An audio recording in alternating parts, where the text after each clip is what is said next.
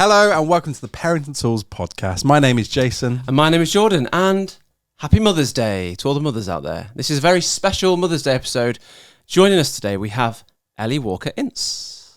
Hello. Welcome to the podcast. Thank you. Welcome to the podcast. Today we are going to be speaking about Ellie's mothering journey. Very excited to share it. You've got a lot to share. I have, yeah. And we're excited to have you.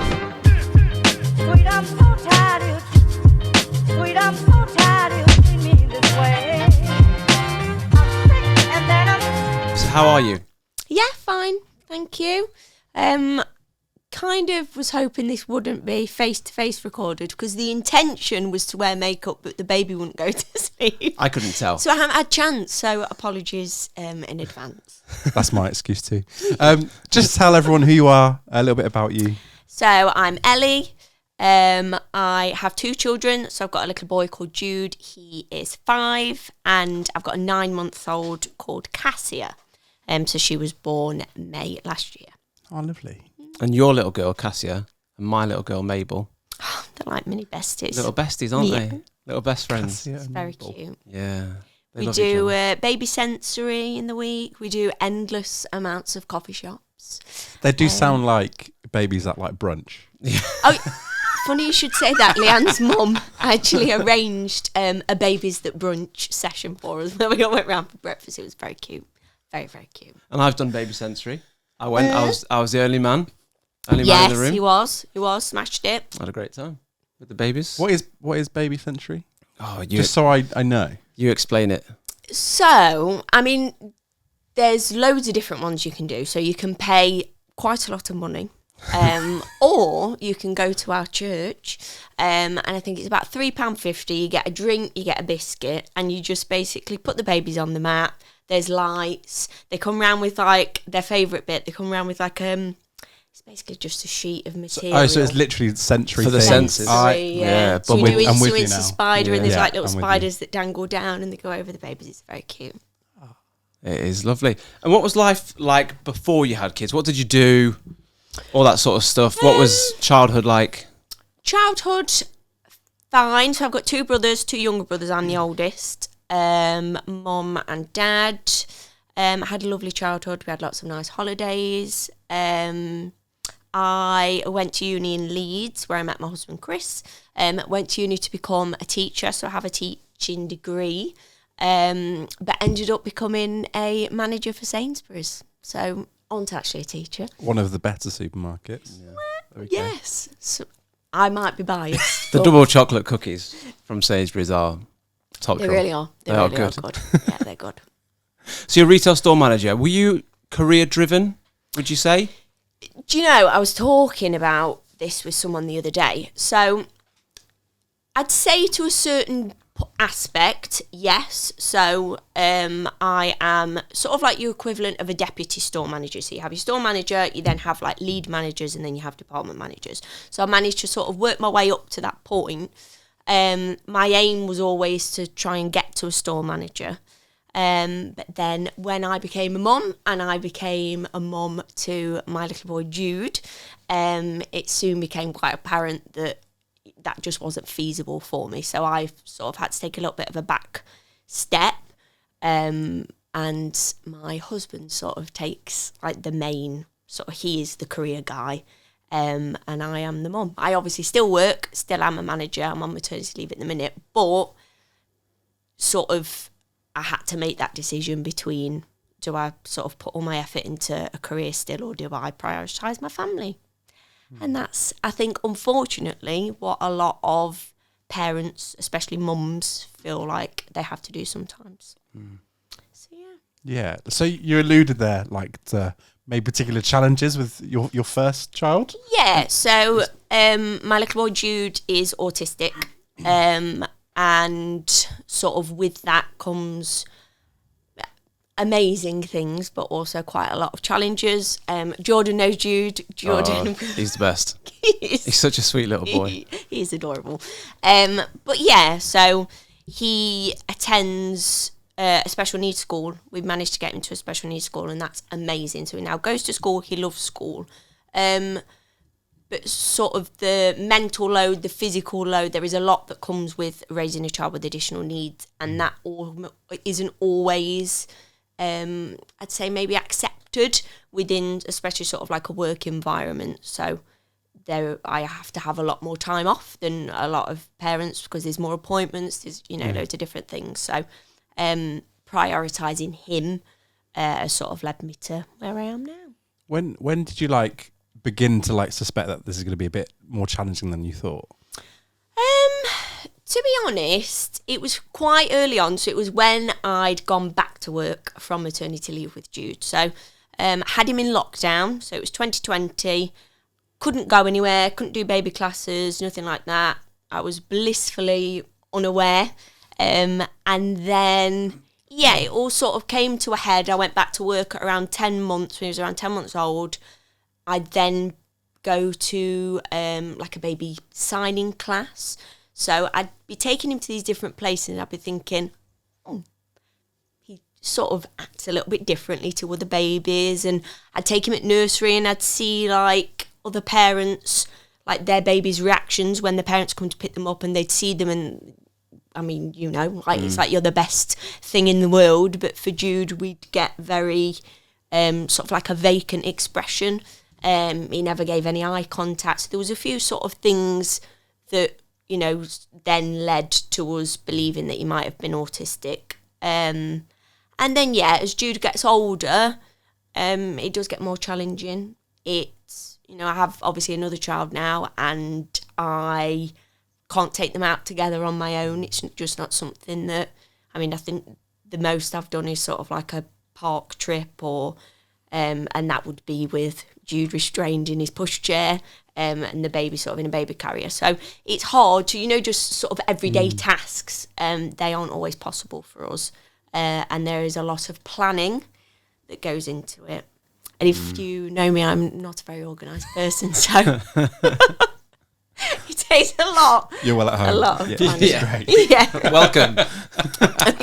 Welcome to the unorganised circle. But I always think, so you've obviously got Leanne. Leanne is extremely organised. Yeah. I've got my husband, Chris. He's very organised. My wife is not. And listen to this, she'll understand this. We both, at least one of us is going to leave something when we go somewhere. Oh, yeah, that's me. Yeah. That is absolutely me.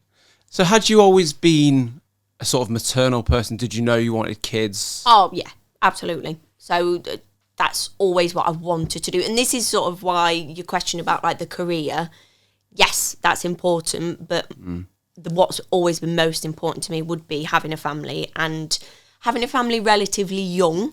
So I think I was 25 when I had Jude. So I wasn't, young. But there's also a lot of my friends that don't yet have children or aren't planning to have children yet. So. 25 is young these days, isn't it? Yeah. So I've heard you talk about this before, kind of your expectations of motherhood and the reality being quite different. Talk to us about that a little bit. So, you've got sort of like your main things. So your firsts, so like their firsts words, their first, there's a lot of those that we didn't reach with Jude sort of on time, and some of them, still sort of waiting for now. And Jude experienced, so when he was around sort of 10, 11 months, so he'd seemed to sort of hit milestones quite, typically. And then it got to a point where they were slowing down a little bit, and he'd got to a point where he could pull himself up and he'd stand against sort of the sofa. And then one day he just stopped doing that. And then no longer were the milestones being hit. They were also, then he was regressing. So he had something called a regression. And he lost his ability to do quite a lot of things. So he'd babbled before. So he'd said like mama, dada, and that all stopped. So he stopped making noise at all. The only noise he would make would be when he cried. And it, at sort of like its worst point, he stopped smiling. So he'd just sort of sit and he'd just stare vacantly. So that sort of, I think that was probably like the biggest thing where, you you are your child's world and you sort of expect them, to like light up like when you walk in the room, and we just weren't getting that with Jude. And it sort of continued. He's starting to make a lot of progress now. He's doing amazingly, but there are things that I've still never heard like "I love you" from him. I've never, he can't. He doesn't even really answer to his name. So there's a lot of things where, did I expect to have a child that was still in nappies by the age of 5? No. But we just sort of go with it. It's a very different reality. And I think it's important to acknowledge, is it one that I would have chosen for him or for me? No, probably not. But actually what he's taught us, I have to say we quite a lot, because my husband will pick this apart and he'll go, "You said I, me." So yeah, it's something that he's taught us so much, and I actually think that we're really lucky to have. Jude has shown us how to be parents.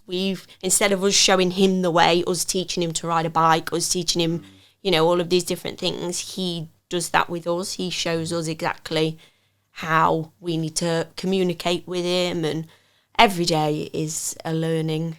Every day is a school day. But yeah, it is. It's different, challenging, very, very challenging, but still just amazing. So he's 5 now. Yes. What's he like now? So, he has got the cheekiest little personality coming out. And although he's pre-verbal, so he doesn't use language, so he doesn't communicate with language, but he is starting to copy a lot of sounds that he hears, sounds and a few words.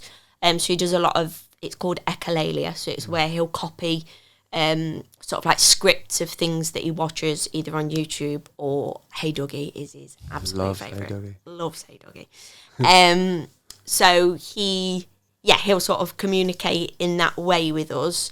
Although he doesn't talk, he just certain things, like he will say he wants a biscuit, he comes and grabs your hand, he'll take you to the cupboard. So I think sometimes a lot of people think that him not being able to communicate with words would mean he wouldn't be able to communicate. Absolutely. He gets what he wants. If he wants a biscuit, he'll continue until you get a biscuit. What else? He loves like nature, so like flowers. He loves like being really tactile. So he carries around, we call it his emotional support bouquet. So it's like an IKEA bouquet of like fake flowers. So he carries them around everywhere where he goes. And yeah, we get like little updates from his school, and now he's sort of settled into his school. His personality is really starting to come out. And like the other day, an example was there was a child stood on a table, and Jude was just sort of like stood next to them, kind of like almost encouraging them. So he was like laughing, and it's almost like he's been like, right, you get up there, you do it, and I'll just sit and I'll just praise you for it. So yeah, he's got just a lovely personality. Oh, that's beautiful. And you talk about it so beautifully as well. Thanks. I mean, it could be very easy to be downbeat, but I feel like you've completely flipped that to be, yes, this is what we're dealing with, but this is our life, and you're proud of it. That's how it comes across. This is the thing. It's there's no... I think we learned quite early on that there was no point in, don't get me wrong, there's absolutely times where we always made it a rule, me and my husband, that when it's just the two of us, we can discuss, the really bad things, and we can say, actually, this is really rubbish. Like, we've had a really hard day, we're really struggling with this, that, the other. But sort of especially in front of Jude, because we don't know how much he can understand. We don't know whether, he can understand more than he can obviously communicate. So, yeah, there's just no point in dwelling on it. You've got to, and you don't get time to dwell. There's no time. So yeah, it's important, I think, to sort of have both of those. Like, I wouldn't ever want anyone to think that we walk around all the time thinking, oh, this is really positive, amazing. We absolutely have our hard moments. But yeah, we also have like the lovely moments as well. Yeah. And in the midst of that as well, you have a 9-month-old. Yes. So she, was born last May. She is very different to Jude. There are definitely aspects where it's maybe taken me to have Cassia to realise that Jude was different to her. So there's certain things, like I think the other day I was getting frustrated, like she needs my attention all the time, and looking back, Jude didn't need that at all. He just wanted to sort of be on his own, on like his play mat, and he didn't really need to be picked up, whereas she's quite clingy. And I was trying to entertain her, and I just gave her a wooden spoon and a box, and I just sort of like hit the box and turned around, and she copied me. And like, I couldn't believe it, because we'd never, like, it took me that to realise, oh my gosh, Jude never did that. So it's just little things like that where, she's very different. She's challenging, obviously, in her own way, as all children are, aren't they? And their relationship has been quite challenging. It's been, not the typical, when you talk about like the expectations of parenting and then sort of the realities. I would have, Jude was 4 when obviously we were pregnant with her, so a lot of 4-year-olds would know that there was a baby coming, and obviously we couldn't prepare Jude for any of that. He didn't understand. So then one day he's come home from nursery and there's this baby. And yeah, for a long while, he didn't acknowledge her. So he just wouldn't acknowledge her, that she was there, wouldn't look at her. But slowly but surely, he's sort of like, I'm trying to think, what was one of the first? Oh, the first interaction where I thought, like, oh, actually, he's getting used to her. He stuck a breast pad to her head. Beautiful. So, like, the breast pads that you use. Yeah. and you know what? It was. Yeah. It was just, he's actually interacted with her. Just not in the way you'd expect. No, exactly. And this is the thing. It's just not how you'd expect. But, yeah. And then I sent a video to my mum the other day of him sort of like playing and allowing her in his space. And that's almost like him interacting and playing with her. And we'd still obviously never leave them alone. But yeah, Jude is the best big brother in his own way. Yeah. Before you know it, she'll be stood on a table and he'll be next to her going, Go on. Absolutely. This is the thing. I think once she can sort of give it back a little bit, I think then he's going to be like, oh, well, she's here to stay and I can't really do anything about it. So I may as well make the most of it. Might as well stick a breast pad on her. Yeah. If she's here. Yeah, absolutely. Absolutely. So what's the thought process and how do the conversations go, if you don't mind sharing this sort of thing of, we've got one and life is a bit challenging. Mm-hmm. Do we want another one? How does that look? Do we roll the dice? Did you always want more than one? Yeah, so absolutely. So I always said I wanted 3 children. And then obviously we had Jude. Jude's birth was quite traumatic, so I think that played an element in sort of our decision anyway as to whether we would have any more children. I didn't know whether that was something that I would be able to sort of go through again. And then, I think we always were of the understanding that Jude was our priority because he was our child. So if we didn't feel like it was right for him, we wouldn't have done it. But then as he started to get older, we sort of questioned it a little bit. In the end, it was taken out of our hands. And I feel like that was perfect because although at first it was a little bit scary thinking, what are we going to do? But it pushed us, and I can comfortably say now that it was the best decision.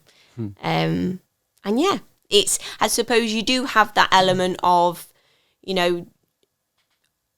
are we then going to bring in a child that then might have a lot of responsibility on their shoulders, because obviously there would be a sibling to a disabled child.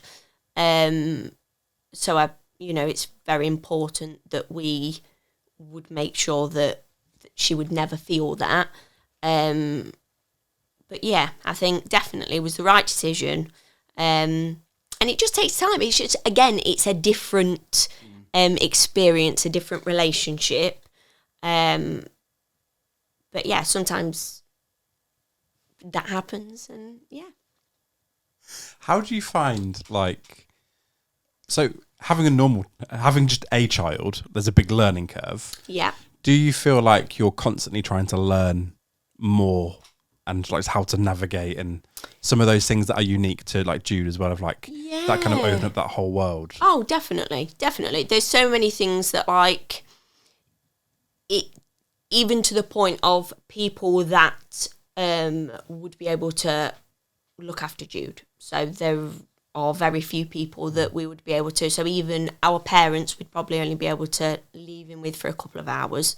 And there's sort of things, it's not until you're in the presence of other people where I think once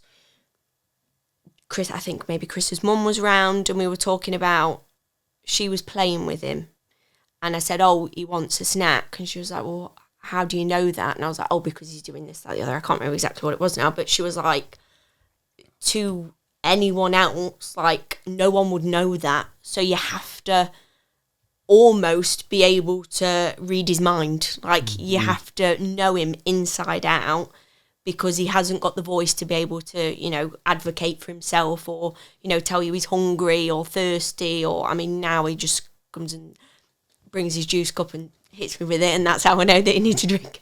But yeah, it's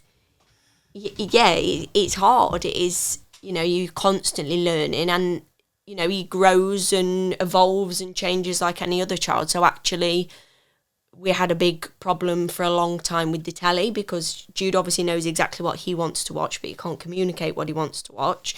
He's not as bad now. He's got his iPad, because he can obviously. He's an absolute whiz on an iPad. It's so impressive. But yeah, so we'd sort of just learn, oh, right, it's Encanto that he wants to watch. We'd put it on. And then, as all children will do, he'll get bored of it. But then we've got to go through that whole process again of, oh, gosh, we've got to go through. And he also thinks that everything's touch screen, so he'll stand at the telly, swipe. So... you know, the telly is now on the wall. We've learned that. Up a high out of his reach. But yeah, just those little things. It's almost, you have to put in so much more. But then I would argue that the reward is so much better, because, especially for someone who's not me or Chris, for someone who's not his parent, when you get that moment of eye contact, or you get that cuddle, or you know that you're a safe person for him and you're a trusted person for him. So I think that's important. Yeah, absolutely. So as you're talking, I'm thinking of the sort of adjustments and the learning that you guys have had to make. You mentioned TV going on the wall. So that's like a practical thing. Absolutely. In terms of emotionally and mentally for you and Chris as well, what kind of things have you had to put in place? Because you said there's no downtime, there's no rest. You can't just leave the kids in the room for 5 minutes to pop out and do some washing. What kind of things have you had to do? I know you've thrown yourself into sort of autism education and learning about autism, and you've got a page all about that, which we'll touch on. So what sort of things have you been doing? Firstly, it really helps that Chris works from home, our husband. So that definitely helps. You know, because we all need 5 minutes sometimes, and there's the, what is it, when you first have a baby and they say, like, the advice is put them down safe and go away and have 5 minutes. Yeah. Well, it's not an option. I couldn't put the newborn baby down safe. So it really helps having him from home.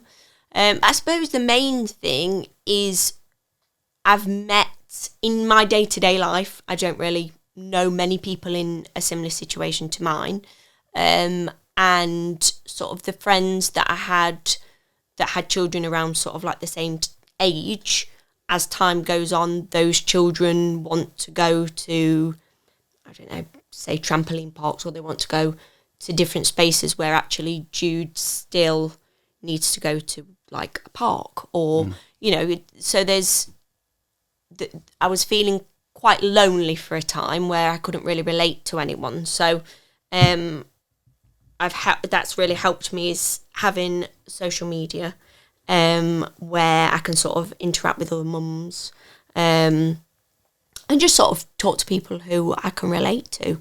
And yeah, it's surprising how many people that can relate, and you never are alone. There's always someone going through it. Like, I know, for example, at say 3 o'clock in the morning when I'm awake because Jude's awake, there will always be another mum somewhere on, they're downstairs awake too. And there's, so many challenges, but there's other people that go through it too. So it's important to sort of find people around you, I think, that get it. Yeah, that's a good one. That's interesting because a lot of people, especially parents, would say social media often makes them feel worse. Mm-hmm. Whereas you're finding... Oh, yeah, there's obviously the comparison thing. Yeah. And look, don't get me wrong, there's still sort of, oh my gosh, this child started talking now. And, there's definitely a degree of that. But I think overall, it's sort of the feeling of... Sounds really morbid, and I don't mean to thingy it, but there's a lot of places that I will take Jude, and we always feel like the outsider. I feel like, he doesn't really interact with other children, or I come away feeling quite upset and, down. And actually, there are people that feel like that as well. So it's important to sort of find those people. Mm. It's funny because I would say, like, for me, like, social media has been that, like, education space of, like, so my niece has autism, but also my wife has been going through the autism, like, assessment process. Oh, and she's in her mid-30s, and it's like... Yeah. Like, Instagram and TikTok was a massive part of that. And just the inner battle of... I mean, it probably doesn't help with me just going, yeah, that's not what normal people, like, have. And she's going, that's not helpful.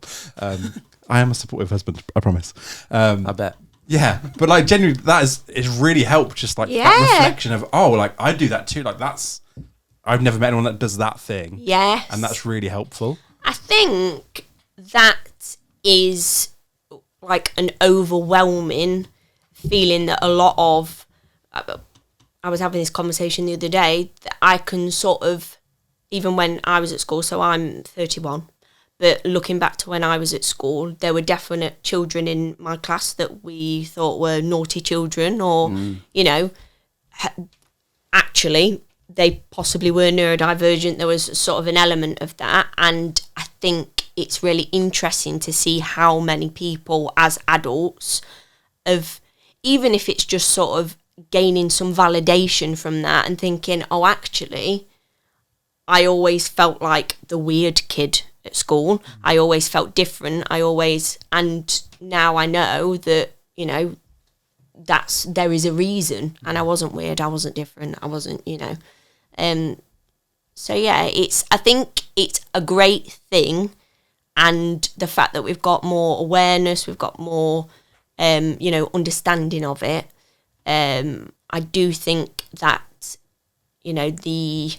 I'm sure if your wife is going through the process at the minute, she'll understand it's very lengthy process. So there's that, like, the more and more people that are becoming aware of it, it puts a strain on sort of the assessment, wait times, things like that, and it can be quite difficult. So I think maybe there needs to be a little bit more that goes into that. 100%. Even just, like, awareness and, like, general education for the general public. Yeah. Because there's the whole stigma around it where if you're struggling, you don't want to add to that strain. Mm-hmm. And so me and my wife have two very different things. So we both had a conversation with our GP going, I think there's something wrong, like, different with my brain. Really weirdly, I never heard anything back from my GP. Oh. It's been like 2 years. And she had 6 months and she was on, like, a program. And I'm like, I don't know what is that because, like, I was just wrong. Just not seeing him again. But again, it's just that delete that number. But, like, just the general public's understanding of, like, these things, like, it's okay. Like, everyone's brain works slightly differently. Yeah. But just having some sort of framework to go, actually, that's really helpful. Yeah, knowing those things. Definitely. And I think there's different variations of, you know, there might be some people who desperately need some support and actually it's affecting their mental health, or you've got children that, you know, are existing in a mainstream school that desperately need to be in a specialist school, and actually that's taking a real toll on them not being able to access education even. So yeah, there's sort of a lot. I feel like there's a lot coming to the surface at the minute, and yeah, it's just I just think it's a really good. I feel very grateful to be raising my son in today's society than when I was at school, because, you know, the support that was there and being able to get him his diagnosis when we did has enabled us to, you know, get him the support. Like, and they do say that early support is vital. So the fact that we've been able to do that for him will hopefully give him the best chance to reach his potential, whatever that may be. And on that, was that how was the schooling situation? That's what I was going to ask.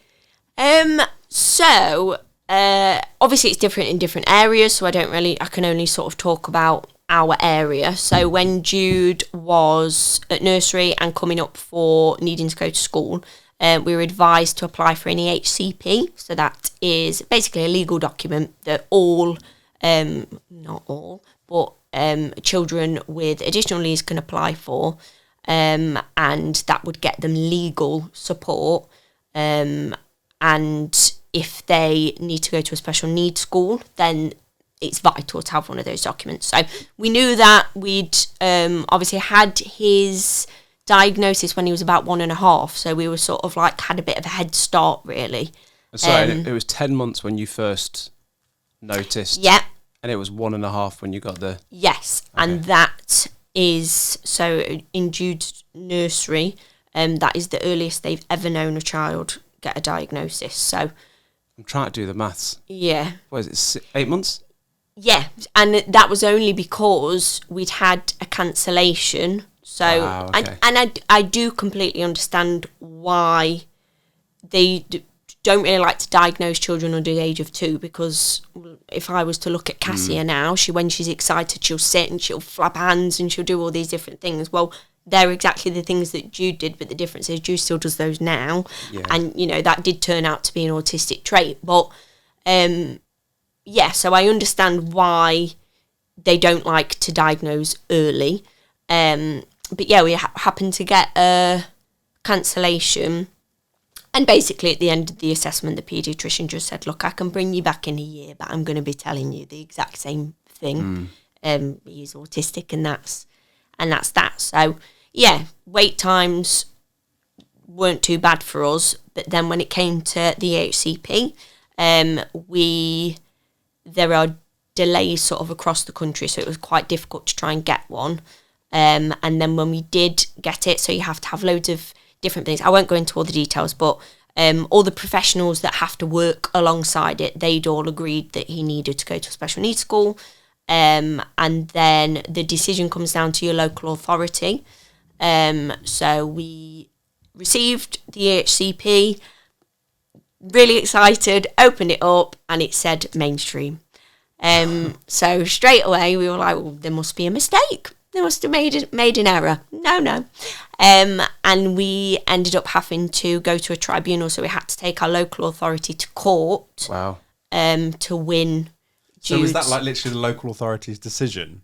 Yes. And why is that? Is that because of money? Is it just lack of time? Primarily, so they believe that Jude's needs could have been met in a specialist in a mainstream setting with.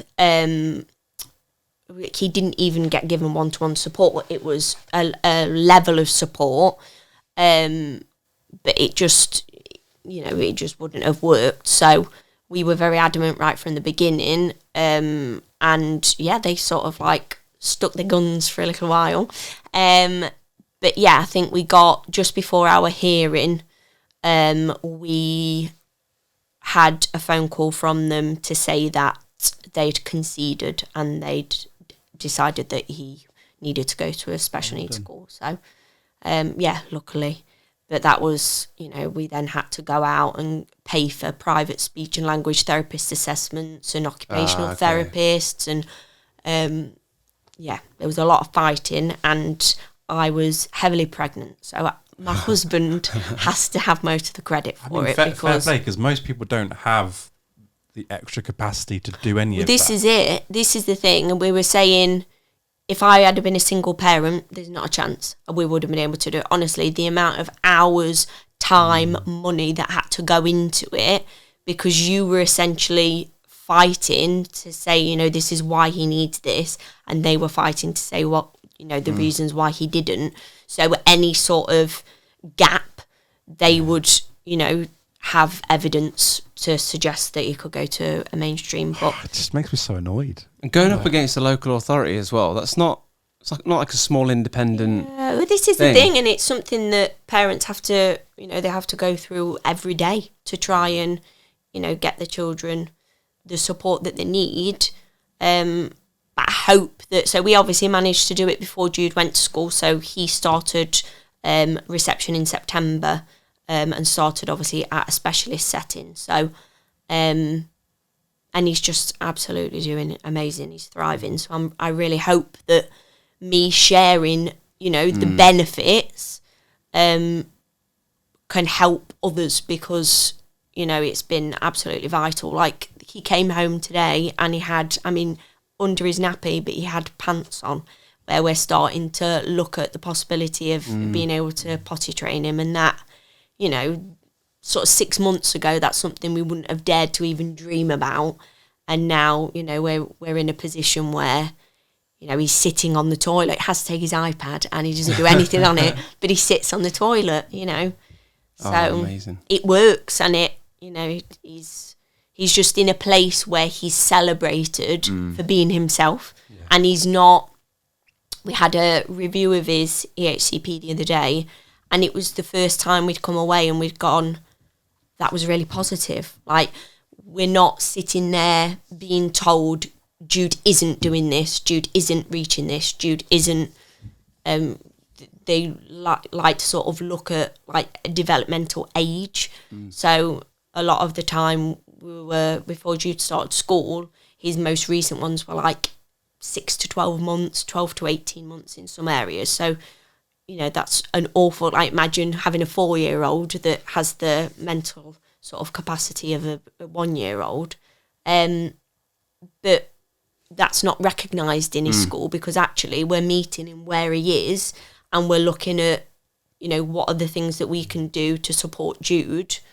So, yeah. Oh, good. And what's, in terms of like adult to child ratios, what does it look like?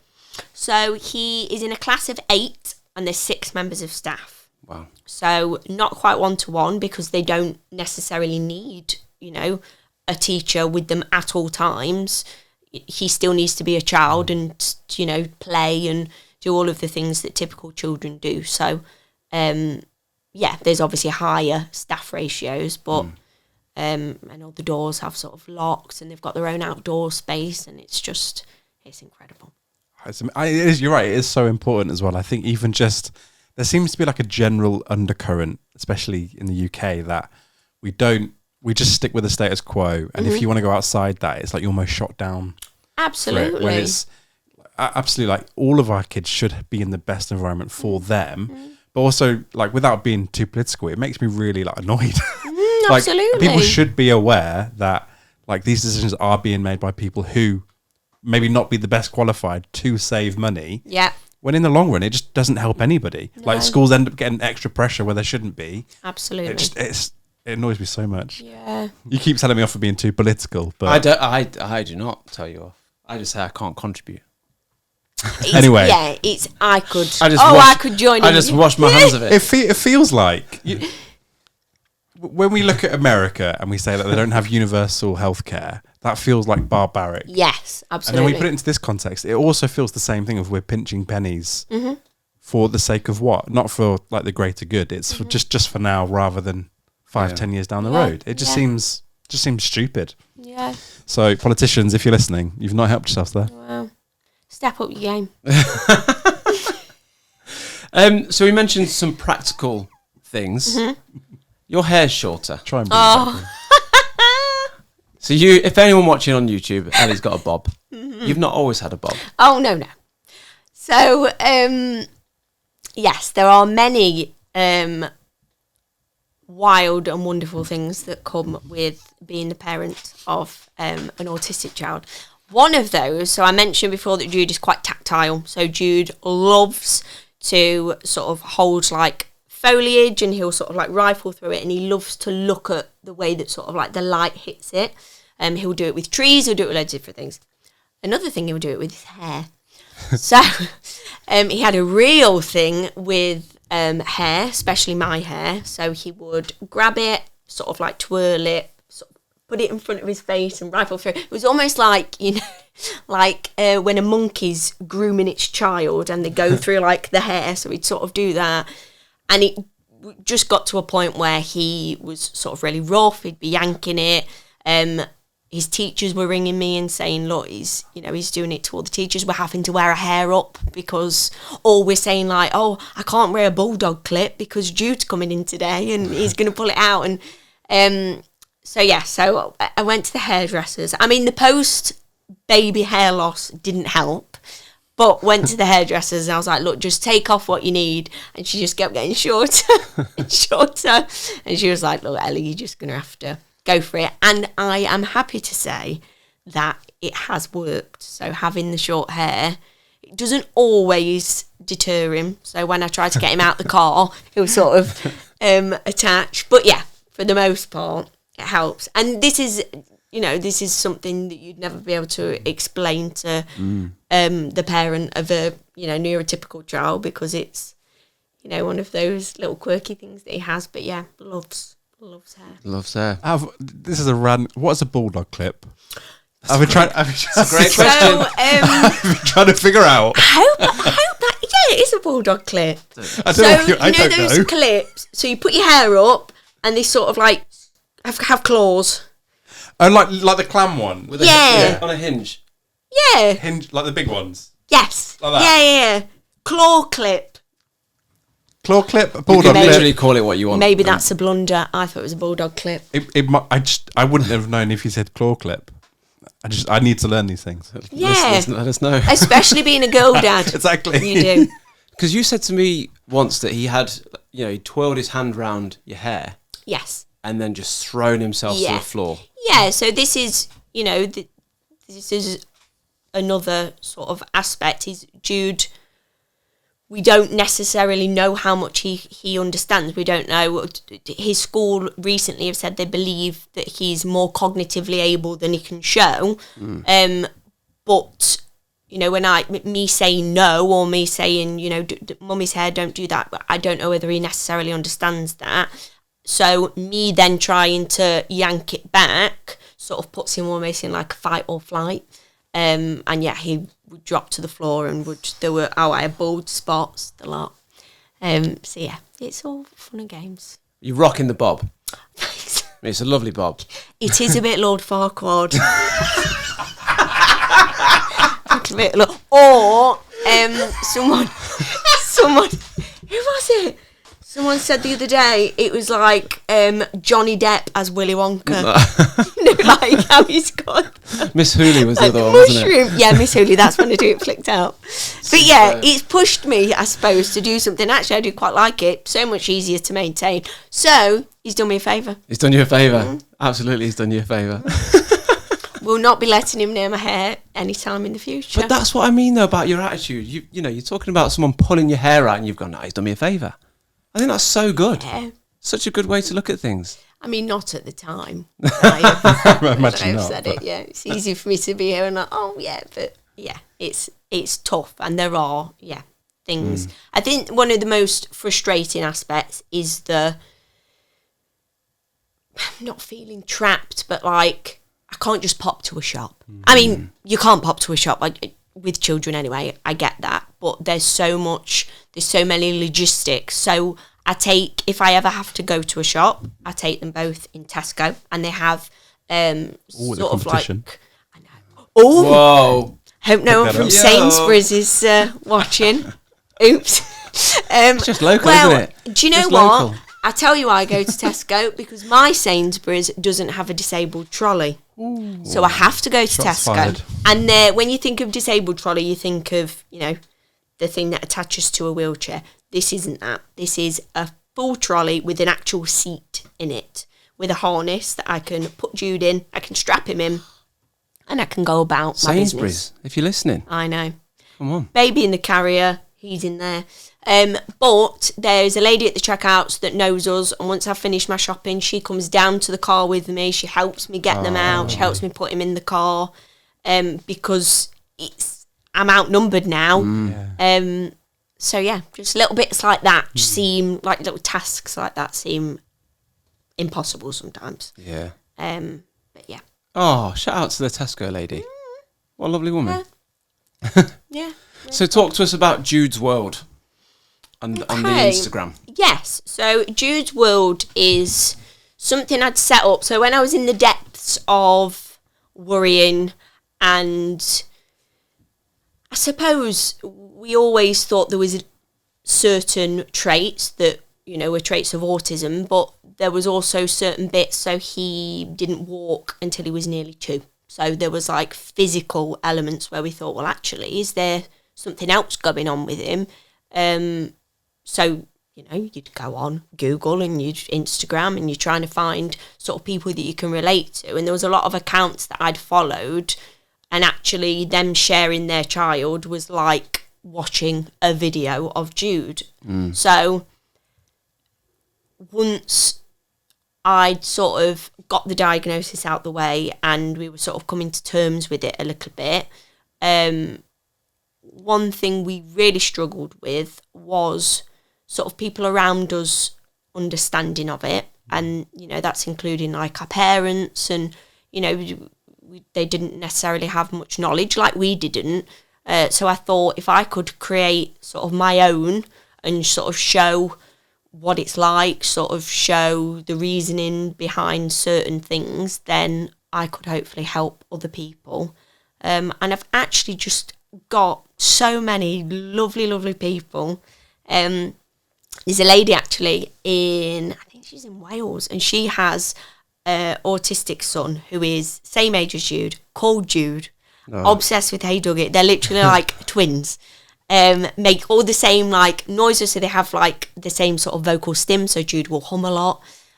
He does the same sort of thing. So that's sort of the reason why I'd set it up, just to sort of meet people that were like-minded, but also to try and show, friends, family, even strangers, I don't know, sort of what it's kind of like. Absolutely. And I've got to say, it's lovely. It is lovely. You mentioned the word stim there. Mm-hmm. I didn't know what that was until you started doing Jude's World, and now I know. I know what it is. So little things like that I think are just brilliant, and it's allowed you to connect with people. Do you get many messages from people? Yes, and I am awful at replying to messages. So I try to where I can. The best sort of things are, if the other week we are Jude's outgrowing his sleeping bag. So Jude sleeps in a sleeping bag, will not tolerate a quilt. So he's outgrowing this sleeping bag. And I put a message on Instagram and just said, look, we're really struggling. Can anybody recommend somewhere that might do a larger sleeping bag? Within like 10 minutes, we got the website, we'd ordered one. Will he wear it? It was £60. I wear it. Nope. But like, it's one of those things where I almost come on and say like, oh, this is a really strange request, and then I've got like 20 people saying, oh yeah, we're in the exact same position, go to this website, get this. And it's just there are other people living it. No, it's brilliant. What's the username? It is _Jude's_World_. It is amazing. Go follow Ellie at Jude's World and see everything that's going on. Your brother's doing a fundraiser, is that correct? Yes. So in August, so end of August, my brother and one of his friends are doing a bike ride from our hometown, so Long Eaton, to the Eiffel Tower in Paris. Whoa. Wow. Flip. So Long Eaton, for people that don't know, is between Nottingham and Derby. Yeah, so Midlands. And yeah, they're doing it over 6 days.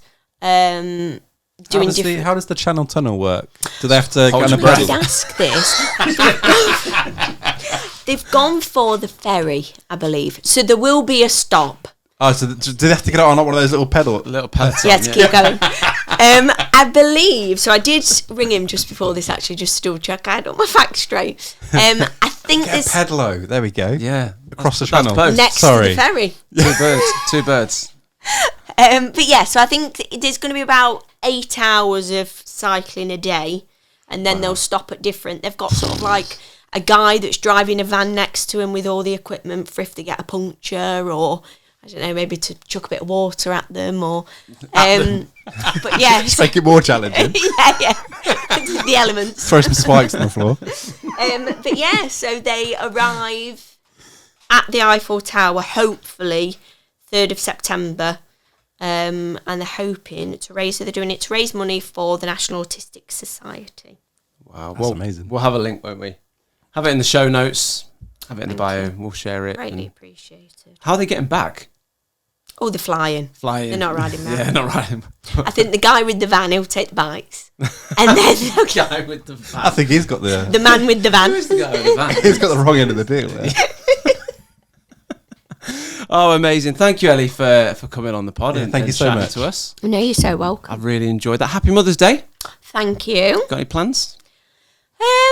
Well, my husband did say to me earlier, when's Mother's Day again? This Sunday. So, yeah. it really? Don't think we've got any plans. This Sunday. Well, I don't know when this is coming out. It might be 2 days. It might be today.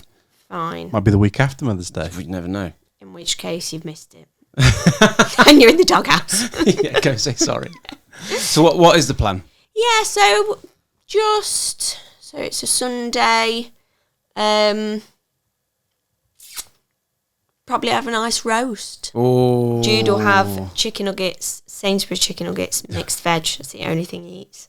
We'll have a roast dinner, and that's about it. We don't really go big on, expensive meals because there's literally no point. We wouldn't be able to sit in a restaurant. And, there's a lot of, like, he probably won't make me anything for Mother's Day, and if he has, I'll know that he's probably not made it. So just spending time with them is all that I need on Mother's Day, and possibly a lion. That would be great.